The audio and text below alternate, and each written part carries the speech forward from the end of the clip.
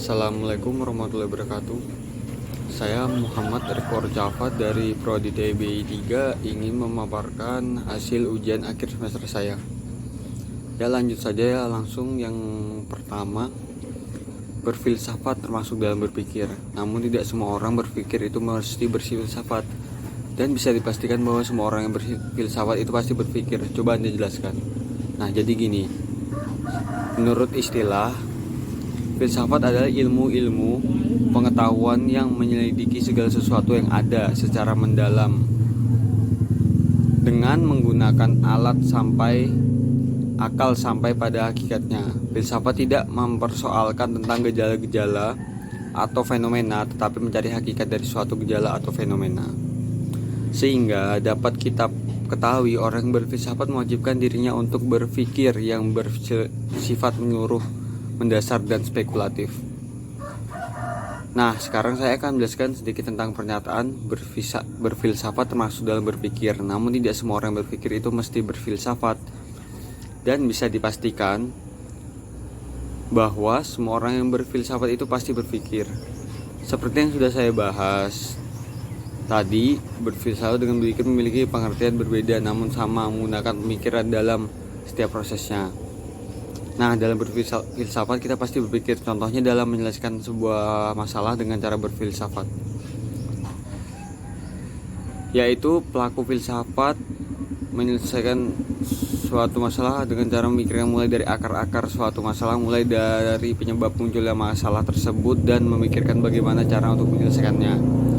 Dan apabila kita hanya berpikir, ada kalanya kita tidak berfilsafat. Seperti contohnya dalam menjawab pertanyaan, apabila pertanyaan seperti ini, apa sih rasa gula itu?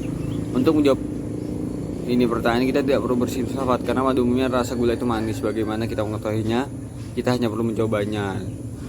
Dengan ini, dan dapat saya simpulkan bahwa dalam berfilsafat kita pasti berpikir spekulatif. Dan apabila hanya berpikir tidak berfilsafat, kita tidak diharuskan mendasar, menyeluruh, dan Yang kedua, jelaskan proses dalam berfilsafat. Nah, yang pertama itu salah satu faktor munculnya filsafat yaitu dengan adanya dongeng dan tahayul yang didapatkan dari setiap daerah yang berbeda-beda dan dimiliki cerita atau kisah-kisah yang berbeda. Dengan adanya dongeng atau tahayul membuat tidak sedikit orang bertanya-tanya tentang kisah ataupun cerita tersebut. Baru tuh yang kedua, ada filsafat dimulai oleh orang Yunani karena rasa ketakjuban. Rasa takjub mereka akan keindahan alam ini membuat mereka ingin mengetahui rahasia-rahasia alam ini. Misalnya Plato mengatakan bahwa filsafat itu dimulai dari ketakjuban. Lantas sikap heran atau takjub itu menimbulkan pertanyaan, dan pertanyaan itu akan dipertanyakan kembali karena ia selalu sensi atas kebenaran yang ditemukannya itu. Yang ketiga, ada salah satu aliran yang objek pemikirannya adalah angan-angan, yaitu aliran idealisme. Hermann Horne mengatakan idealisme merupakan pandangan yang menyimpulkan bahwa alam merupakan ekspresi dari pikiran. Juga mengatakan bahwa substansi dari dunia ini adalah dari alam pikiran, serta berpandangan bahwa hal-hal yang bersifat materi dapat dijelaskan melalui jiwa. Satu senada dengan itu, Ahmad Tafsir mengemukakan bahwa dalam kajian filsafat, idealisme adalah doktrin yang mengajarkan bahwa hakikat dunia fisik hanya dapat dipahami dalam ketergantungannya pada jiwa dan spirit.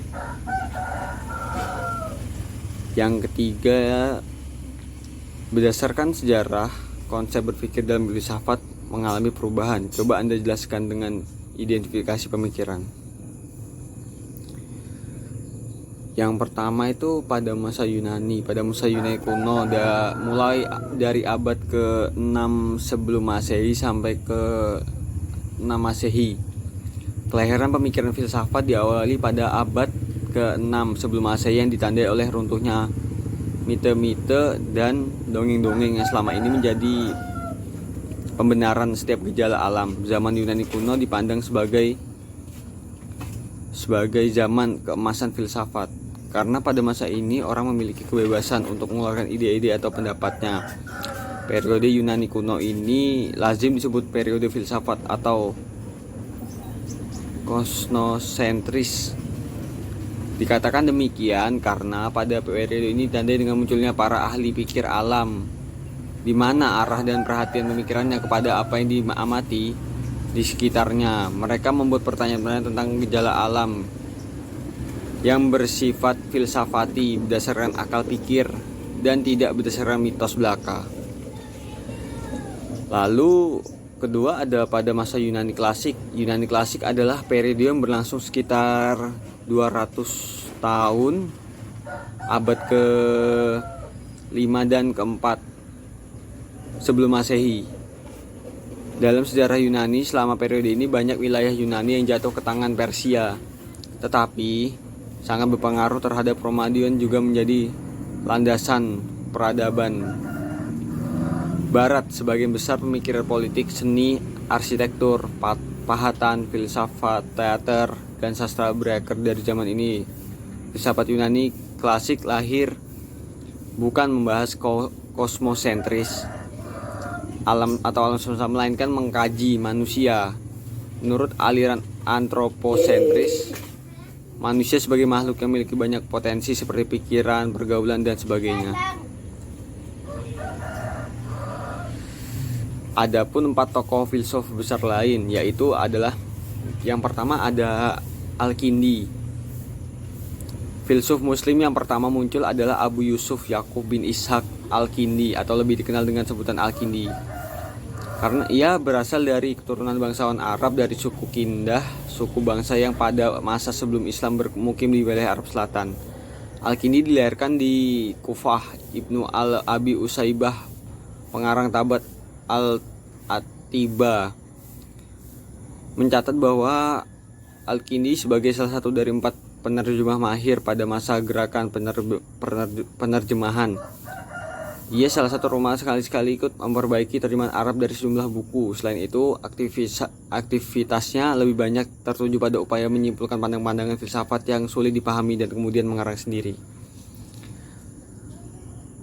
Yang kedua ada Al-Ghazali. Nama lengkap Abu Hamid Muhammad bin Muhammad Al-Tusi Al-Ghazali, yang merupakan ulama terkemuka yang amat berpengaruh di dunia Islam, terutama di kalangan seni. Al-Ghazali lahir di desa Ghazaleh dekat Tus. Ia belajar di Tus, Jurjan, dan Nisabur. Ia kemudian bermukim di Muaskar selama 5 tahun dan di Baghdad selama 5 tahun berikutnya. Di sana ia menjadi pemimpin dan guru besar Madrasah Nizamiyah Baghdad. Di sana pula ia berupaya keras mempelajari filsafat dan menunjukkan pemahamannya tentang filsafat dan menulis buku berwujud Maqaid al-Falasiyah tentang pemahaman para filsuf. Yang ketiga ada Ibnu Rusyid, salah satu filsuf muslim yang muncul di belahan barat adalah Abu Al-Wali Muhammad Ibnu Rusyid. Ia berasal dari keluarga hakim. Ia lahir di Cordoba dan wafat di Marrakech. Ia dikuburkan di sana, tapi 3 bulan setelah itu jenazahnya dipindahkan ke Cordoba. Ibnu Rusyid menguasai berbagai bidang ilmu seperti fikih, ilmu kalam, sastra Arab, matematika, fisika, astronomi, kedokteran, logika, dan filsafat. Ia berhasil menjadi ulama filsuf yang sulit ditandingi. Ia juga pernah menjadi hakim di Cordoba pada 1170 Masehi. Ibnu Rusyid juga pernah menjadi dokter istana. Kehebatan Ibnu Rusyid dapat dilihat melalui karya-karya tulisnya. Ia menuliskan Bidayah Al-Mujtahid, sebuah karya besar berupa fikih perbandingan yang secara luas dipakai oleh para fuqaha sebagai buku rujukan penting. Yang keempat ada Ar-Razi. Filsuf muslim terkemuka yang muncul setelah Al-Kindi adalah Abu Bakar Muhammad bin Zakaria Ar-Razi. Ia lahir, tumbuh, dan wafat di Rai, dekat Teheran, Iran. Tetapi ia juga pernah hidup berpindah-pindah dari satu negeri ke negeri yang lain. Ia adalah dokter terbesar yang dilahirkan di dunia Islam zaman klasik. Ia pernah menjadi direktur rumah sakit Rai dan pernah pula menjadi direktur rumah sakit Baghdad. Ketekunan dan kesungguhannya dalam menulis luar biasa. Ia pernah menulis dalam setahun lebih dari 20.000 lembar kertas. Karya-karya tulisnya mencapai 232 buah. Ya, 232 buah buku atau risalah yang kebanyakan dalam bidang kedokteran. Di samping itu, ia juga banyak menulis karya-karya yang berhubungan dengan filsafat. Namun hampir semua karya tulisnya dalam bidang filsafat belum dijumpai banyak pihak. Menduga karya-karya filsafatnya telah dihancurkan oleh lawan-lawannya yang telah menuduhnya sebagai seorang muhid.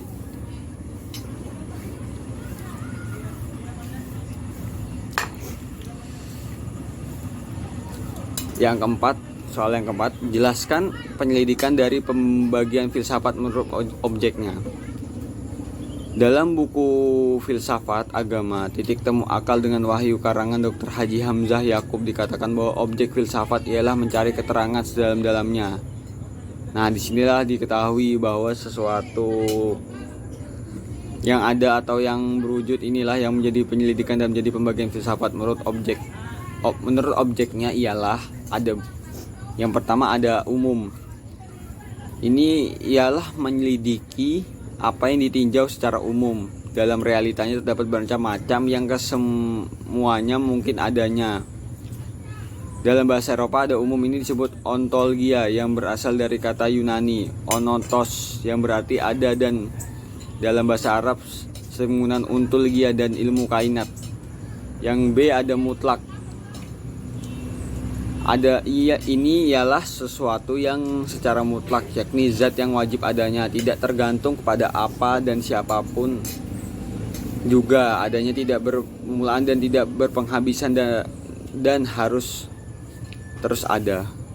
Yang C ada komologia, yaitu filsafat yang mencari hakikat alam, dipelajari apakah sebenarnya alam dan bagaimana hubungannya dengan ada mutlak. Kosmologian ini ialah filsafat alam yang menerangkan bahwa adanya alam adalah tidak mutlak. Alam dan isinya adanya itu karena dimungkinkan Allah. Ada tidak mutlak, mungkin ada dan mungkin lenyap sewaktu-waktu pada masa. Yang dia ada antropologia.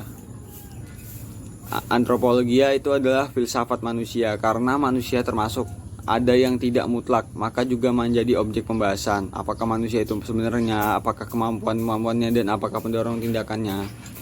Semua ini diselidiki. Yang E ada etika. Adakah filsafat yang menyelidiki tingkah laku manusia, betapakah tingkah laku manusia dipandang baik dan buruk, serta tingkah laku manusia mana yang membedakannya dengan lain-lain makhluk.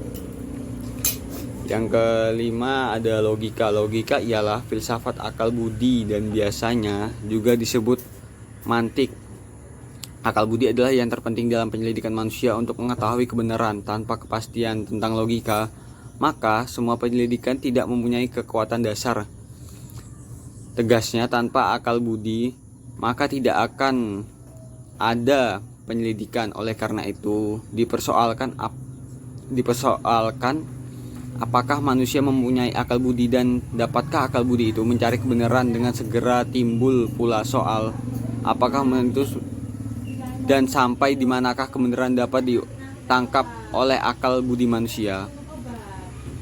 Soal yang kelima, bagaimana peran filsafat dalam membentuk kerangka berpikir sebelum seorang individu melakukan sesuatu tindakan, dan jelaskan. Peran filsafat dalam membentuk kerangka berpikir sebelum seorang individu melakukan suatu tindakan yaitu seperti dalam mencari solusi bagi sebuah permasalahan. Jika ditelah secara mendalam, begitu banyak manfaat serta pertanyaan-pertanyaan yang mungkin orang lain tidak pernah memikirkan jawabannya. Karena filsafat merupakan induk dari semua ilmu. Beberapa manfaat berpikir filsafat yaitu mengajarkan cara berpikir kritis sebagai dasar dalam mengambil keputusan, menggunakan akal secara proporsional, membuka wawasan berpikir menuju kerah penghayatan, dan masih banyak lagi. Itu saja dari saya, terima kasih. Wassalamualaikum warahmatullahi wabarakatuh.